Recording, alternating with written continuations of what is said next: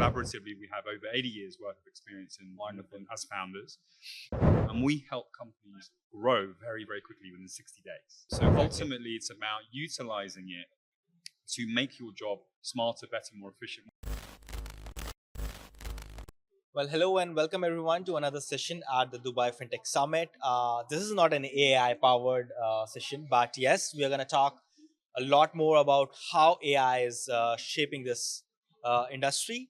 And I'm going to have some innovative ideas and some sneak peeks how Andreas thinks over here, right? So I have my guest, Mr. Andreas, who is co-founder at the Launch Foundry, right?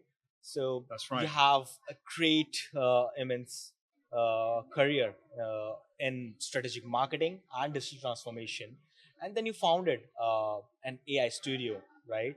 Making projects operational in the real world and keeping it simple but effective with the help of AI. That's right. Right. So first of all, hi, how are you? I'm good. Thank you. Thank you for having me. I hope you're doing well also. It's wonderful having you here. So Thank you. how's you going on? Good, not bad. It's been an amazing last couple of days, to be honest with you. Yesterday was very busy. And today I'm happy that it's a little bit quieter. Yes. So we can actually get to business and start to networking a bit more effectively. But it's been awesome. I think this is the third installment of the Fintech Summit, and it's Yes. Just as exciting as it always has been. Yes. So credit to the DIFC and credit to Trescon for organizing it. Yes, it's been always wonderful since the beginning of this event, right? Having great sessions, great panels. Also, Your Highness, Of course. always here to inaugurate the sessions and everything. The government is always supportive in terms of any newer innovations that we cater to this playground, right? 100%. And also the initiative for the AI campus. I mean, that's your core, right? Yes, yes. So look, I think after doing, like you mentioned, strategic marketing, I've been working as a communications leader effectively for the last 15 years, working with big blue chip brands across the globe. And it just felt the right time to set up something that we believe passionately about. 4 founders came together from different fields and different markets and came together to fund and found the Launch Foundry out of the DIFC AI Dubai AI campus. Effectively, the transition is being able to give people back the knowledge that we have generated over the last 15 years. So collaboratively, we have over 80 years worth of experience in as founders, from a legal perspective, from a marketing perspective, product development perspective, and software development.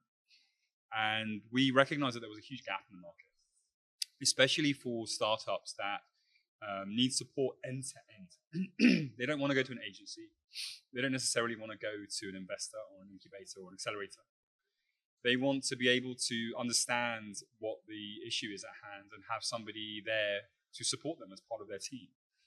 And thankfully, the Dubai AI campus is the great platform for that, not only from a resources perspective, but from an ethos. So Launch Foundry sits as a really, really nice vehicle for anybody that's coming into the new world of entrepreneurship or starting a business. Honestly, if they don't know what they're doing, that's okay, because, I do apologize. My goodness. I'm so sorry. Please cut here. So, as I was saying, effectively, it's a great platform for people to join, and we can help encourage effectively good ideas come to life. And it's fairly normal. It's a very human thing to say that, I don't know what I'm doing, or I have an area of business that I have expertise in or a passion about, and I want to bring it to life. You come to the Launch Foundry, we tap into the resources and access that we have as part of the DIFC, as part of the AI campus. And we help companies grow very, very quickly within 60 days. Yes. So that's the premise. So yeah, it's a really exciting time to be launching something like this, and it's a very unique model. There are lots of other companies out there, the likes of Beehive, who are funding environments, but they stop there. We don't just think about funding. Funding is just one element of it, and it's a small element, really. It's about people, it's about human ideas, and it's about creativity, and it's about bringing those to life with support, with expertise that we have. I mean, as the market is super rapidly growing, right? It's like every day there's a new technology, every day there's a new uh, chat uh, agent, right? Yeah. Like a couple of weeks ago, there was the boom of ChatGPT 4. People was running around. Most of them don't have subscription, so they just bought that at the Yeah, time, yeah, yeah. right? Just to create that image.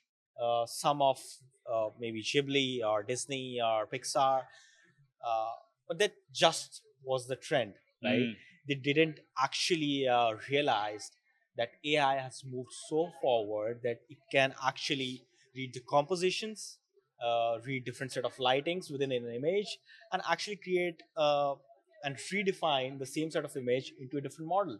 Yeah. So it's not just an image creation tool; it's a model that can actually read images, Of right? course.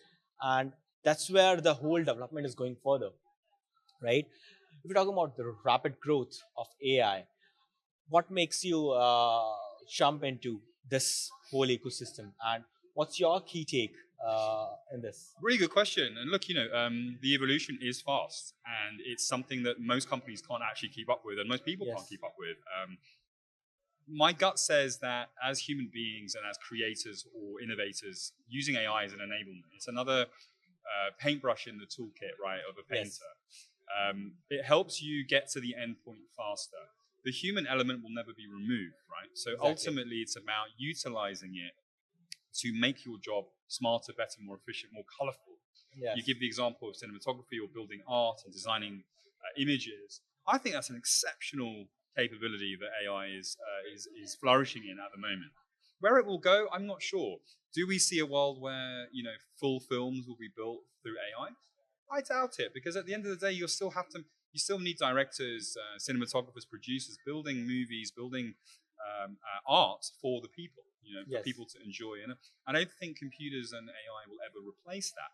However, for the small budding entrepreneur, the videographer, somebody who's building content for their business that cannot afford necessarily a big creative agency or a design studio, can tap into these technologies and make great use of the assets that they can produce. Exactly. And when it comes to content distribution, it's a numbers game.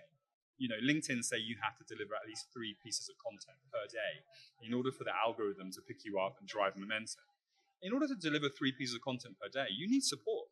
You need a team. You need a team. AI can deliver that very quickly, but it still needs the end user, the creator, to say, oh, that works, that doesn't work, that's perfect, that's not Yes. perfect. Yes. Because without that, we lose the initial essence of what the business or the brand represents.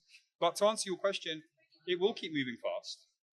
It will keep changing in terms of what's available out there. I think there will be a good point where people will utilize what they know works. Canva are doing a great job at the moment. Adobe Express are doing a great job at the moment in terms of content production. I think those are spaces that we should be looking at. Obviously, ChatGPT is brilliant, and the OpenAI technologies from image recognition. Google are doing similar things, and there's other companies out there. But ultimately, just see what works for you, for your use case, and for your business. Keep trialing and moving things around. Exactly.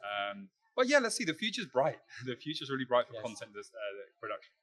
I mean, yeah, AI is just a catalyst, right? Correct. You have to do your own research. You have to give exact the prompts. Yeah. Right.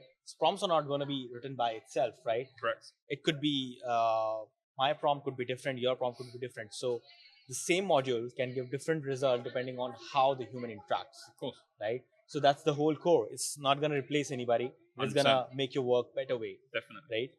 Right. In terms of bringing new innovations, as well as keeping the integrity and challenging the old ideas of how the work should flow. What do you feel this process is going? Look, I think it comes down to listening to the end user and understanding what they need. The question itself is more to do with what I see happening right now is companies are fighting to get headspace and physical market share of their AI technologies right within the landscape. So there's a lot of competitors, there's a lot of evolution of it, there's a lot of elaborate, redefinitions of what AI is for different companies and different products. But I think ultimately what will end up happening is I think there will be a synthesis. We will see a lot more mergers and acquisitions of these technologies coming together, becoming more powerful, becoming more consumer focused in terms of the proposition that they deliver. So I think it's just a case of watching this space. I think it's still too early to say what exactly will happen, what the future holds, but it's still very exciting. So let's see. It's going to be a big festival. Yes, of course, 100%. Festival of color for sure. Wonderful. And in terms of AI as well as different set of tools within the market, like the big data that's being utilized by the AI, and also cybersecurity. It's also a big concern if you talk about that, right? Because if my data is being utilized to create some set of information to be fed to an AI bot, to be given a result to someone else, what am I getting, right? My data is being used without my consent in some way possible, right?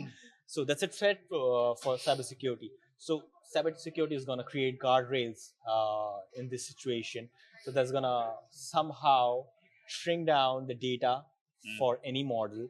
And would it be the same? I mean, how these technologies can align with each other and take the leap further? Look, I think this isn't the first time that these conversations have been happening. Like we look at a pre-AI world, 2 years ago, it's very nascent.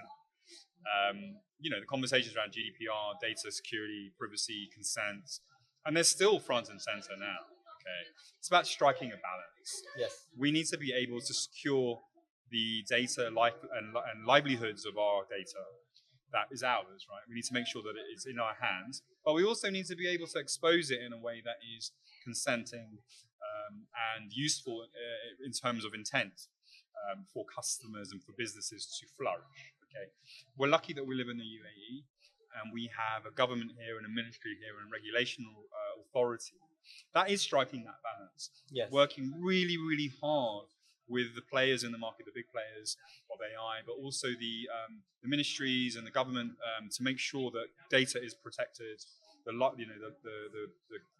The consent is there for every customer, but also allowing the interchange of data between businesses and consumers to flourish. We count ourselves lucky that we're here because we have the top, the forefront of technological minds and regulatory minds working on these things. And I only see it becoming smarter and easier for us to do data exchanges.